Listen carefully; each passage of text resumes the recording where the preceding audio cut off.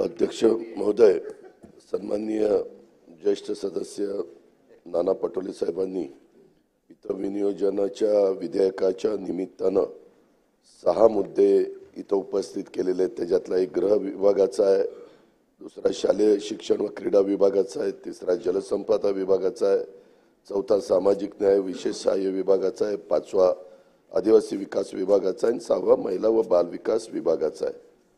अध्यक्ष महोदय, या मुद्द्याच्या संदर्भामध्ये माझ्याकडे सगळी त्या ठिकाणी माहिती मी घेतलेली आहे, परंतु सभागृहाचा या मुद्द्यांच्या करता वेळ घेण्याच्या ऐवजी सन्माननीय नानासाहेब पटोलेंनी जे सांगितलेलं आहे की बाबा ही जी बैठक त्या ठिकाणी मीटिंग लावा, तर मुंबईला पुढच्या वर्षी 31 जानेवारी 2025च्या आधी, पुढच्या वर्षी पण 31 जानेवारी 2025च्या आधी याची मीटिंग लावली जाईल।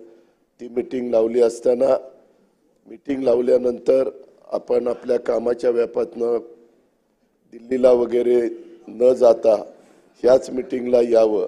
मी पण मीटिंग बघूनच लावणार, तुम्ही दिल्लीला ज्या दिवशी जाल त्याच दिवशी मीटिंग लावणार आहे। मित्रांनो, अध्यक्ष महोदय गमतीचा भाग जाऊ द्या, परंतु मी नानांना विचारीन आणि साधारण मंगळवार बुधवार आमचं कॅबिनेट वगैरे पण असते, आम्ही पण असतो, तरी शेवटच्या जानेवारीच्या शेवटच्या आठवड्यामध्ये मंगळवार किंवा बुधवार या दोन्हीपैकी एक दिवशी मीटिंग लावून आपल्याला त्याच्यामध्ये निमंत्रित करून संबंधित सचिव लोकांना निमंत्रित करून जे प्रश्न ह्या 31 मार्चच्या आतच सोडवणे शक्य असेल ते 31 मार्चच्या आधी सोडवले जातील।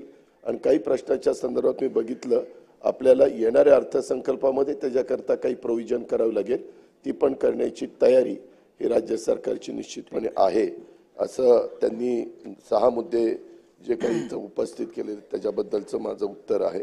आणि बाकीचं विनियोजनचं मी अनुमती विधेयक मांडलेलं आहे, तर पुढचे बाकीचे प्रोसिजर आपण करावी। धन्यवाद। मांडलेलं आहे ना। प्रस्ताव असा आहे की सन 2024 विधानसभा विधेयक क्रमांक 35 महाराष्ट्र तृतीय पुरवणी विनियोजन विधेयक 2024 विचारात घेण्यात यावे। प्रश्न असा आहे की सन 2024 विधानसभा विधेयक क्रमांक 35 महाराष्ट्र तृतीय पुरवणी विनियोजन विधेयक 2024 विचारात घेण्यात यावे। काय अनुकूल असतील त्यांनी होय म्हणावे, प्रतिकूल असतील त्यांनी नाही म्हणावे। होयचे बहुमत आहे, होयचे बहुमत आहे। विधेयक विचारात घेण्यात येत आहे। आता विधेयक खंडशः विचारात